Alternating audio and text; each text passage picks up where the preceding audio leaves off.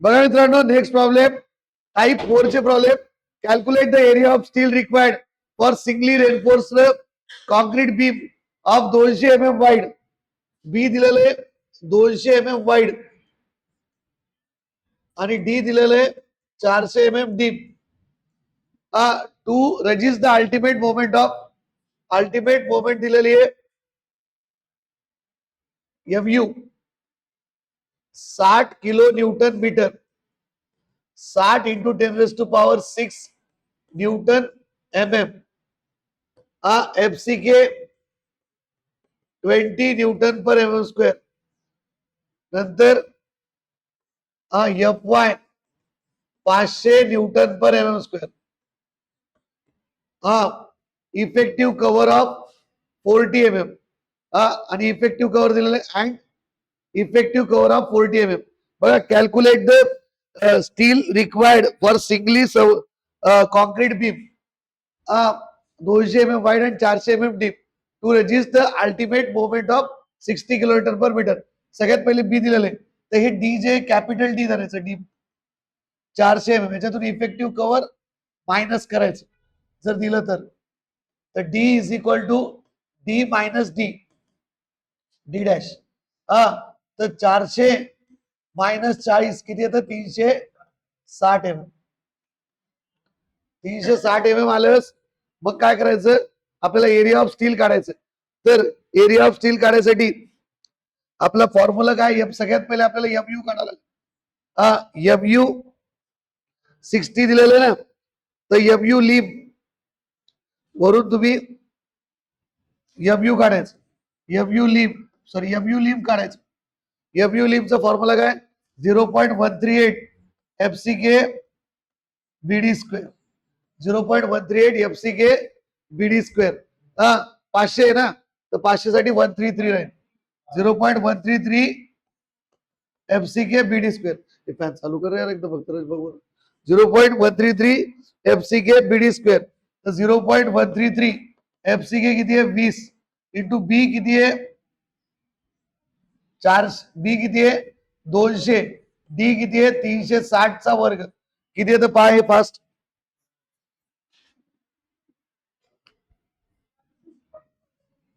68.94 kilo newton metre. आता बघा मित्रांनो, AST त्या फॉर्म्युल्याने कधी काढायचं? जर MU दिलेलं MU हे MU लीम पेक्षा कमी असेल, दिलेलं MU हे MU लीम पेक्षा कमी असेल, तर AST साठी कोणता फॉर्म्युला वापरायचा? AST इज इक्वल टू 0.5 काय 0.5 FCK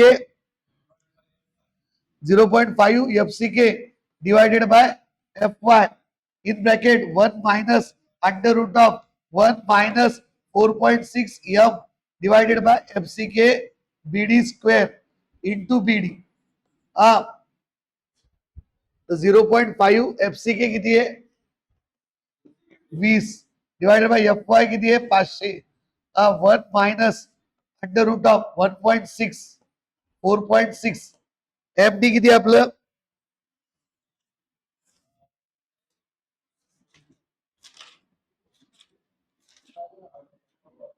FD किती? 60 into 10 power 6.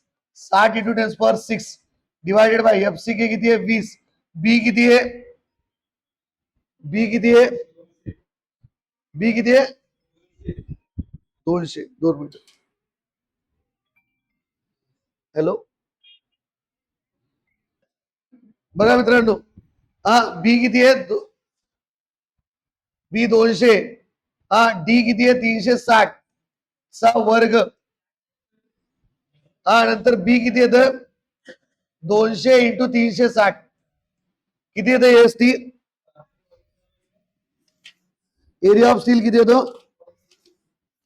455 पॉइंट. बरोबर आहे.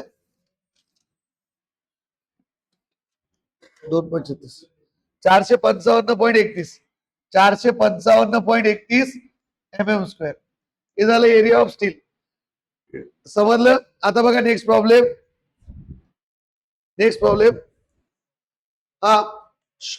बी किती दिलेलं आहे? 250 mm. डी किती दिलेलं आहे 550 mm. हा effective size carrying factored BM किती आहे F D 160 into 10⁻⁶ newton M M. If concrete if M20 म्हणजे FCK 20 newton per mm square FCK 20 newton per mm square. हा FE 500 म्हणजे FY किती आहे 500 न्यूटन पर mm स्क्वेअर. हा find the area of steel. Area of steel विचारलं की लगेच असं करायचं MU लिम काढून टाकायचं. MU लिम किती 0.133 FCK BD स्क्वेअर 0.133 FCK किती आहे 20 इंटू बी किती आहे 250 इंटू डी किती आहे 550 स्क्वेअर. हा हे किती येतं MU लिम मोमेंट आली 201.16 इंटू 10⁻⁶. तर आपण चेक करू MU lim MU is less than MU म्हणजेच MD असतं. MU is less than MU lim. तर मग AST कसं काढायचं 0.5 FCK divided by FY under root of 1 minus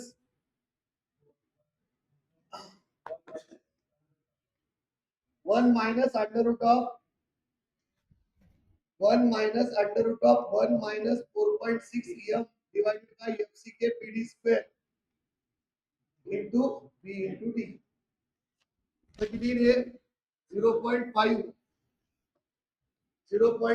FCK किती आहे 20 FY किती आहे 500 नंतर 1 मायनस 4.6 M किती आहे 160 इंटू 10⁻⁶. FCK किती आहे 20 B किती आहे 250 D किती आहे 550 चा वर्ग divided by B into B किती आहे 250 इंटू D किती आहे 550.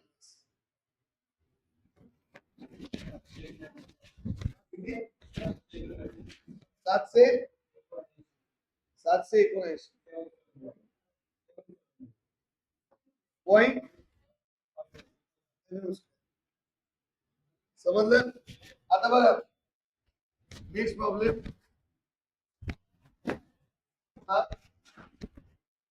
Calculate AST required for RCC. P किती दिलेलं 200 इफेक्टिव्ह मध्ये कव्हर दिलेलं नसतं 450 mm effective to resist the ultimate bending of 150 kilo newton metre. हा 150 kilo newton metre bending moment किती दिलेली आहे 150 kilo newton metre. Ultimate bending moment म्हणजे MU MD is equal to MU. हा नंतर M20 कॉन्क्रीट आहे FCK 30 newton per mm square आणि FY किती आहे 415 न्यूटन पर mm स्क्वेअर. हा तर MU लिम काढायचं. MU लिम 415 साठी किती आहे 0.138 FCK PD स्क्वेअर 0.138 FCK किती आहे 30 B किती आहे 200 D किती आहे 450. हा 450 चा स्क्वेअर किती येतं MU लिम 167.67 इंटू 10⁻⁶ न्यूटन mm. बघा MU is greater than MU लिम. हा म्हणून आता एरिया कसं काढायचा area of steel required AST 0.5 FCK divided by FY in bracket 1 minus under root of 1 minus 4.6 M divided by MD लिहितो. MD म्हणजे कळून येतं. हा FCK BD square into B into D. हा 0.5 FCK किती आहे 30 divided by 415 1 minus under root of 1 minus 4.6 into हे किती MD 150 इंटू 10⁶ अपॉन एफसीके किती आहे, एफसीके 30 इंटू बी, बी किती आहे, बी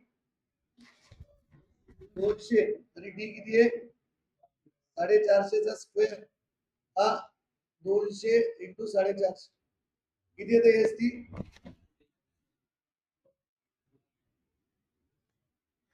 1256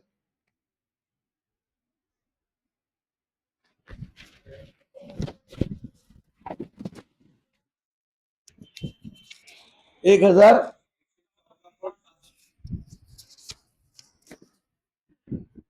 1114.66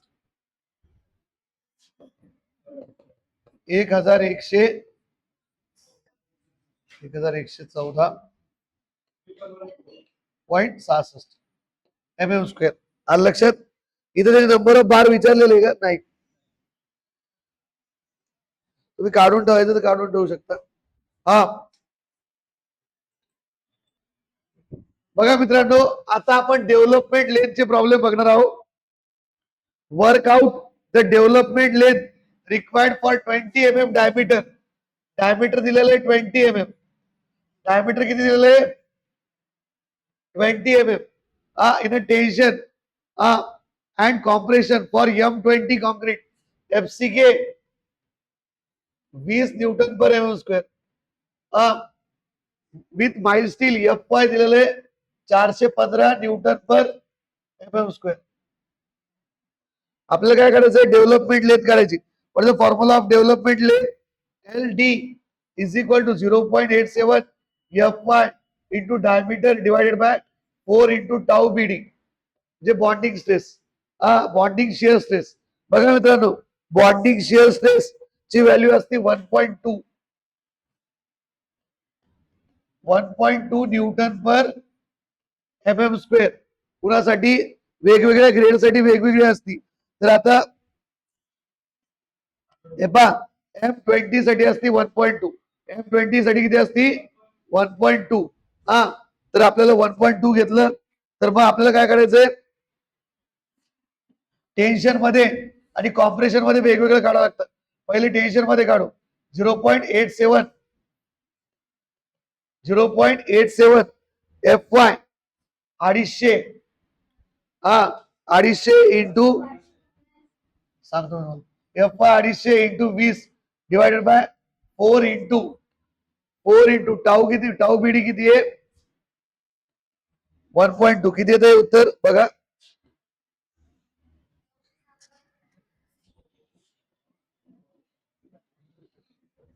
इथं काय दिलेलं आहे इकडे बघ, विथ माइल स्टील अँड FE 415. विथ माइल स्टील अँड FE 415. तर माइल स्टील साठी FY 250 असतं म्हणून आपण 250 घेतलं. पहिले माइल स्टील साठी काढायलो. फॉर माइल स्टील किती येते 906.25 mm. नंतर डेव्हलपमेंट लेंथ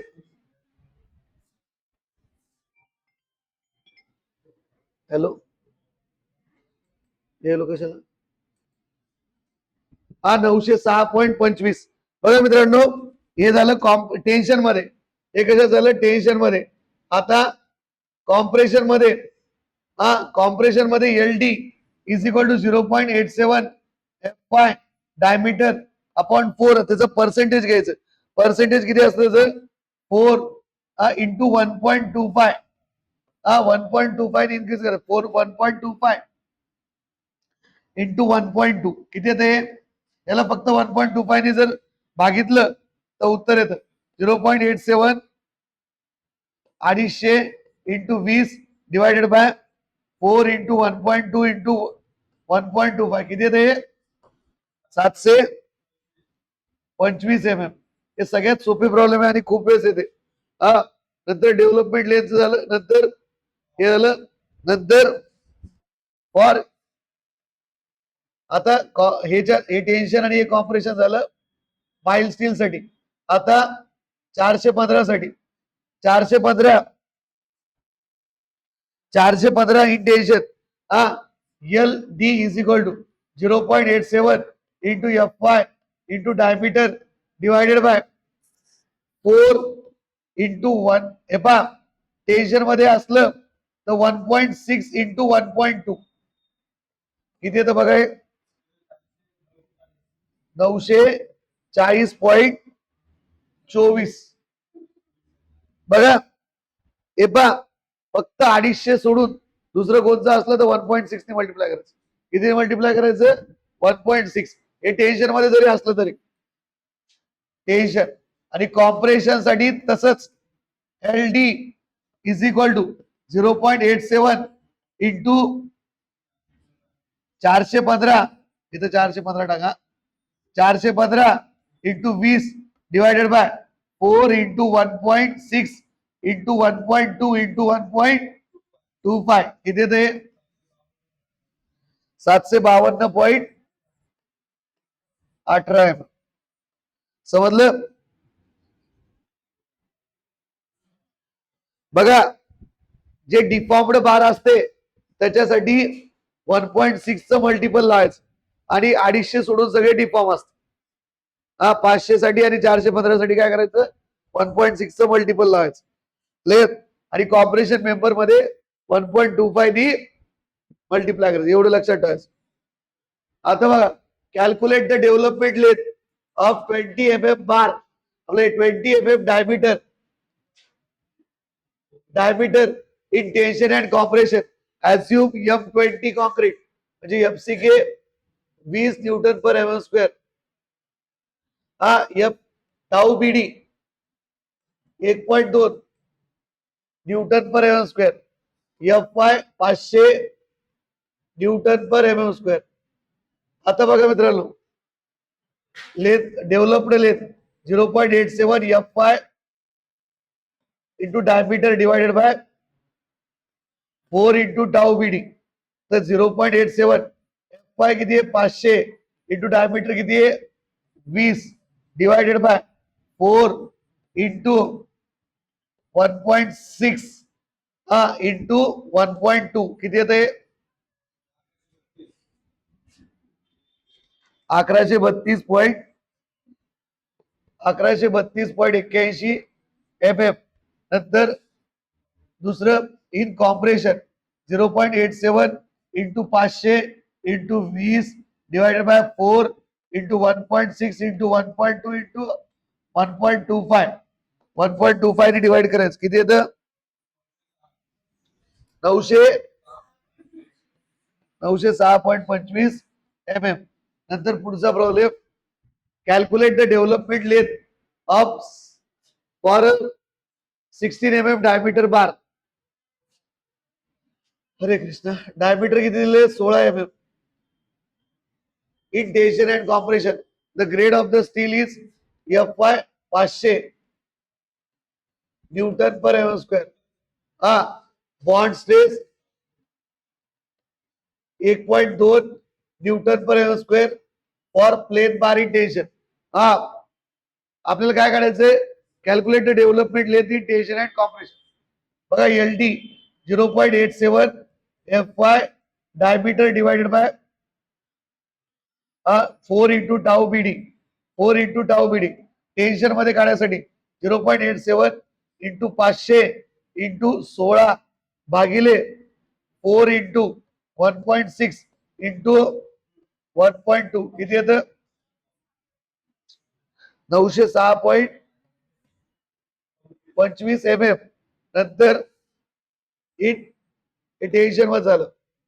कॉम्प्रेशन मध्ये 0.87 इंटू 500 इंटू 16 भागिले 4 इंटू 1.6 इंटू 1.2 इंटू 1.25 725 mm झालं.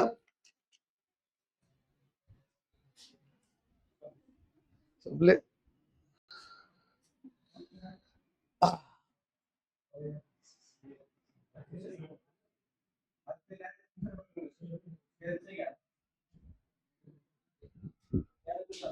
बघा आता